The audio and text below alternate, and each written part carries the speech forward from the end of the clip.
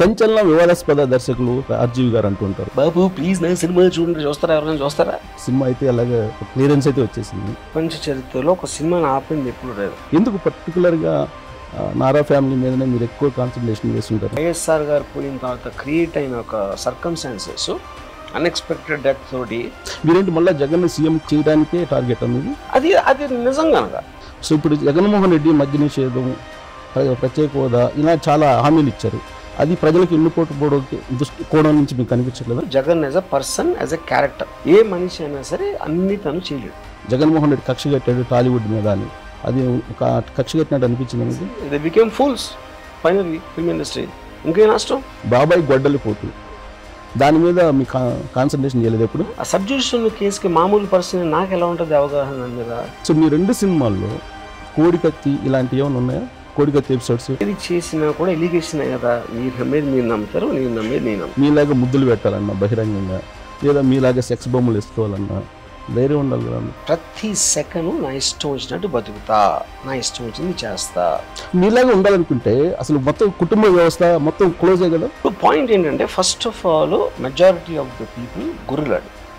వాళ్ళకి ఒక belief system అనేది లేకపోతే బతకలేదు. మీ సినిమా చూసిన తర్వాత నేను ఎవరినన్నా ఒక మర్డర్ చేసేస్తే నేను హీరో అయిపోతాను అనుకున్నాను. పెద్దల్ని గౌరవించాలి, దేవుడిని పూజించాలి, అలాంటి సినిమా తీయాలా? ఒకవేళ ఇన్ కేస్ మిమ్మల్ని పిలిస్తే చంద్రబాబు నాయుడు లేకపోతే లోకేష్ పిలిచి మీకు ఇంతకన్నా ప్యాకేజ్ ఎక్కువ ఇస్తే అప్పుడు ఇంకో సినిమా చేస్తారు జగన్ మీద? చంద్రబాబు నాయుడు మొత్తం లైఫ్లో నాకు తెలిసి most important is the viceroy episode. So ఈ డెన్ కానీ, ఈ డెకరేషన్స్ కానీ, ఈ ఫిలిం మేకింగ్ కానీ ఇవన్నీ sponsored by Jaganmohan Reddy and team. అది మనీ అవ్వచ్చు, పొజిషన్ అవ్వచ్చు, లేకపోతే మీకు అప్పుడు ఉన్న ఆప్షన్ అవ్వచ్చు. చాలా ఇలాంటి ఒక 5-6 ఫ్యాక్టర్స్ ఉంటాయి. ఉదాహరణకి 1000 కోట్లు ఇచ్చాడని చెప్పాను. It's purely business. ఎవరు ఏమి చేసినా ఏదో ఒక రిజల్ట్ కోసం ఆశిస్తాడు. జగన్మోహన్ రెడ్డి గురించి ఆ పార్టీలో వాళ్ళు కొంతమంది కానీ విపక్షాలు కానీ అతను ఒక సైకో అంటుంటారు. జగన్ గారికి అలాంటిది ప్రతిపక్షాలు ఇప్పటి నుంచో చెప్తున్నాయి కదా. ఆయన డిక్టేటరు, లేకపోతే మొండి, లేకపోతే XYZ అని చెప్పారు కదా. హలో, నేను మిస్ రావు. సంచలన వివాదాస్పద దర్శకులు ఆర్జీవి గారు అంటుంటారు. కానీ నాకు మాత్రం ఆయన ఒక పజిల్. ఆ పజిల్లోకి వెళ్ళి ఆయన దగ్గర నుంచి పరిష్కారం ఏమైనా తీసుకునే ప్రయత్నం చేద్దాం. హలో అండి. హాయ్. సో సినిమా అయితే అలాగే ఒక క్లియరెన్స్ అయితే వచ్చేసింది. సో దాని మీద ఒక విక్టరీ ఫీల్ అవుతున్నారు మీరు? విక్టరీ అంటే ఇప్పుడు టెక్నికల్గానే ఇంతవరకు ఎప్పుడు ప్రపంచ చరిత్రలో ఒక సినిమాని ఆపింది ఎప్పుడు లేదు. కాకపోతే మీరు లీగల్ ప్రొసీజర్స్ తోటి డీలే చేసి దాన్ని అడ్డుకోవడానికి ట్రై చేయొచ్చు. సో వీఆర్ అవేర్ ఇది ఎంత లాంగ్ డ్రాన్ అవుట్ ప్రాసెస్ అవుతుంది అని మాకు ముందు నుంచి ఐడియా ఉంది. బట్ ఎవెన్చువలీ మేము సినిమా తీద్దాం అని నిర్ణయించుకున్న రోజే విక్టరీగా ఫీల్ అయ్యాం. ఇదేం అన్ఎక్స్పెక్టెడ్గా. ఫిక్సా డేట్ ఫిక్స్ అయిందా? 23rd.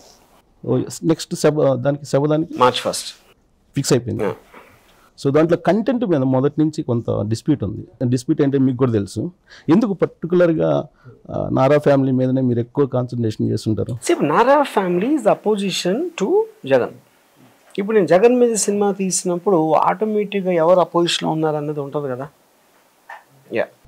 మీరు జగన్ ఎంచుకోవటమే పేటీఎం బ్యాచ్లు మిమ్మల్ని చూస్తున్నారు. ఇప్పుడు ప్యాకేజ్ పేటిఎం అనేది ఇప్పుడు ఎవరైనా ఎందుకైనా ఏదైనా ఎందుకు చేస్తారు? ఏదో ఒక విధంగా వాళ్ళకి బెనిఫిట్ వస్తుంది.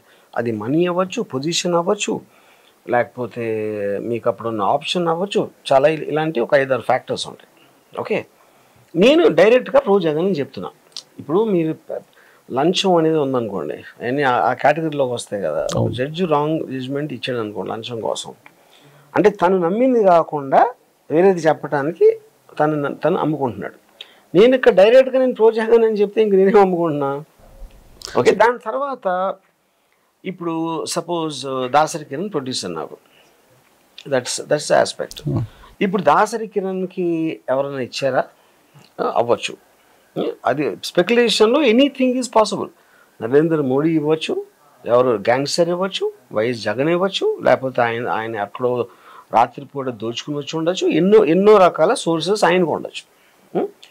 But the bottom line is ఎవరైనా ఏం చేసినా లైఫ్లో you are saying it in the open. దాని తర్వాత ఆడుకున్న మైండ్కి ఆడుకున్న ఆలోచనకి ఏమనుకున్నా నేను ఏం చేయగలుగుతాను దానికి? ఉదాహరణకి 1000 కోట్లు ఇచ్చాడని చెప్పాను. నమ్ముతారా? నమ్మరు. అసలు డబ్బులు ఇవ్వలేదంట, అది కూడా నమ్మరు. అప్పుడు వాళ్ళు నమ్మేది వాళ్ళు నమ్ముకోండి, నేను చేసేది నేను చేస్తాను.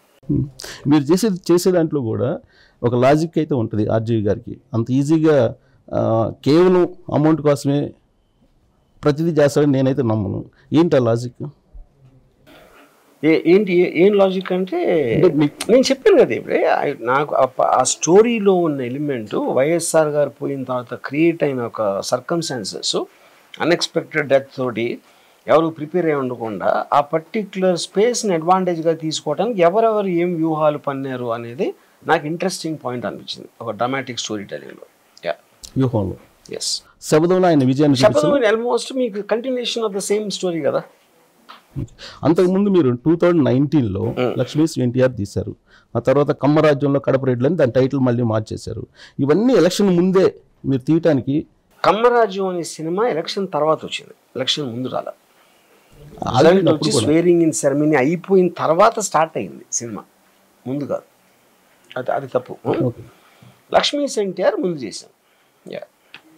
సో ఎందుకు అంత నారా లోకేష్ పప్పు అని చెప్పి మీరు ట్వీట్లు చేయటం? నారా లోకేష్ పప్పు అని మొత్తం సోషల్ మీడియా అందరూ అంటారు, నేను ఒక్కనే కాదు. నేను వాళ్ళ దగ్గర నుంచి నేను నేర్చుకున్నాను, నేను పెట్టలేదు కదా పేరు. సో ఇప్పుడు ఆర్జీవి గారిని కూడా ఒక పొలిటికల్ కామెంట్ చేస్తున్నా నేను, ఎవరెవరి మీద పబ్లిక్ డొమైన్లో ఎలాంటి అభిప్రాయాలు ఉన్నాయి దాంట్లో నా అభిప్రాయం కూడా జోడైంది అంతే. కొన్ని మీరు ఇమీడియట్గా డిలీట్ చేస్తున్నారు, భయం ఆర్జీవి గారికి అంటే ఎలాంటిది? ఒక ఎగ్జాంపుల్ తీసుకున్నాం. ఆర్జీవి గారు ఇప్పుడు మోడీ మీద జగన్ సభ చూపించారు ఒకటి, జగన్ సభ మళ్ళా మోడీ కూడా దాన్ని చేయలేరని చేశారు. అది ఎందుకు చేశానంటే నేను పెట్టిన విజువల్ పాతదంట. ఓకే, మొన్న సిద్ధం సభలో అనుకుని విజువల్, అది కాకుండా అది వేరే చోట విజువల్ అంటది. అది ఎవరో నాకు పాయింట్అవుట్ చేస్తే దానికోసం డిలీట్ చేశాను. నేను మోడీ గారిని నేను చాలా ట్వీట్లు పెట్టాను, ఇది ఒక్కటే ప్రత్యేకంగా డిలీట్ చేయాల్సిన అవసరం లేదు. ఒక ఆంధ్రప్రదేశ్ మీద ఎందుకు మీరు కాన్సన్ట్రేషన్? ఆంధ్రప్రదేశ్లో ఇప్పుడు నేను సినిమా తీసే దాంట్లో నాకున్న ఇమ్మీడియట్ మైండ్ సెట్లో నా టాపిక్ ఆఫ్ ఇంట్రెస్ట్ అక్కడ ఉంది కాబట్టి చేస్తున్నాను. అలా కాకుండా నేను ప్రతి వాళ్ళ మీద పెడతాను, ఇంక్లూడింగ్ డొనాల్డ్ ట్రంప్, నా మీద నేను కూడా పెట్టుకుంటాను. ఓకే, మీరు తీసిన సినిమాలన్నీ వంగవేటి, పరిటాల రవిది, రక్త చరిత్ర, ఇవి కాన్సన్ట్రేషన్ మొత్తం కూడా ఎవ్రీథింగ్ చంద్రబాబు నాయుడు చుట్టూ తిప్పారు. ఆ సినిమాలో చరిత్రలో చంద్రబాబు నాయుడు ఎక్కడున్నారు? చంద్రబాబు నాయుడు ఎక్కడున్నారు? చంద్రబాబు లేకపోవచ్చు, కాన్స్పిరసీ అది జరిగిన ఆస్పెక్ట్ కదా. వంగవీటి అనేది ఒక జరిగిన కథ. నేను కాలేజ్ టైంలో నేను ప్రత్యేకంగా దాంట్లో నేనే ఉన్నా ప్రత్యేకంగా. వాళ్ళకున్న రైవలరీస్ దాని మీద సినిమా తీసా. దాంట్లో చంద్రబాబు నాయుడు ఎక్కడ వచ్చా నాకు తెలియదు, నాకేదో తెలియదు. కాన్స్పిరసీ అసలు వంగవీటి మర్డర్ ఎలా జరిగింది ఆయన ఎక్కడని చెప్పానా?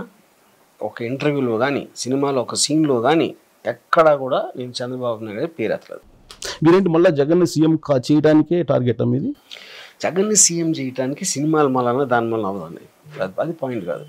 నేను మళ్ళీ చెప్తున్నా, ఈ ఇంటర్వ్యూలో 3సారి చెప్తున్నా, నా ఒపీనియన్ చెప్పటానికి నాకు హక్కు ఉంది. నాకు సబ్జెక్ట్ మ్యాటర్ మీద ఇంట్రెస్ట్ కలిగింది. దాని తర్వాత ఎవరికి హెల్ప్ అవుతుందా అవ్వదా అనేది అది సైడ్ ఎఫెక్ట్, అది నా మెయిన్ పర్పస్ కాదు. సో మీరు సమాజంలో ఉన్నారు కదా, ఈ సమాజం గురించి ఆలోచించే బాధ్యత ఉండదా? ఏంటి బాధ్యత? సమాజం అంటే ఎవరు? ఫస్ట్ ఆఫ్ ఆల్ మీరా? నాకు మీరు ఎవరో తెలీదు, నేను ఇప్పుడే అడుగుతున్నాను. లేకపోతే ఇక్కడ లైట్ బాయ్ ఉన్నారు, వాళ్ళ ఎవరు సమాజం అంటే ఎవరు అసలు? మీరేం చెప్తున్నారంటే నా సినిమా నచ్చితే చూడండి లేకపోతే లేదు అంటున్నారు. ఎవరైనా అదే చేసేది. నేను చెప్తాను, వేరే వాళ్ళు చెప్పరు. బాబు ప్లీజ్ నా సినిమా చూడండి, చూస్తారా? ఎవరైనా చూస్తారా? ఆబ్వియస్లీ ట్రైలర్ నచ్చో వాళ్ళకు ఉన్న ఆప్షన్స్ ఏదో ఇంట్రెస్ట్ ఉంటే చూస్తారు, లేకపోతే చూడరు. అంటే చెప్పినా చెప్పకపోయినా మీ సినిమా బాగుంటేనే చూస్తారు, బాగాలేకపోతే చూడరు. మీరు పర్టికులర్ ఎందుకు ఆ విధంగా క్యాంపెయిన్ చేస్తున్నారు? అది నిజం కనుక. అంటే జగన్మోహన్ రెడ్డి నేను ఇది 15 ఏళ్ళ నుంచి చెప్తున్నా, చూస్తే చూడండి లేకపోతే మానేయండి అని. అది ఎలాగో కొత్తదేం కాదు, అది థాట్. అది అంతే, చాలా మందికి ఉంటుంది కదా థాట్.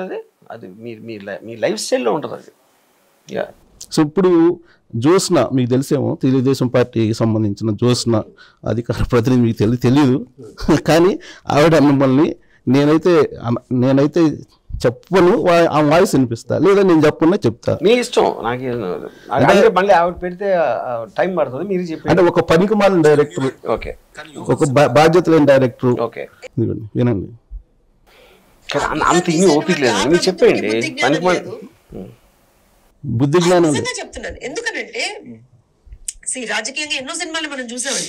చాలా cinema is something that depicts the society అని మనం చాలా సందర్భాల్లో చెప్పుకున్నాం. And there is a close knit connection between cinema and politics.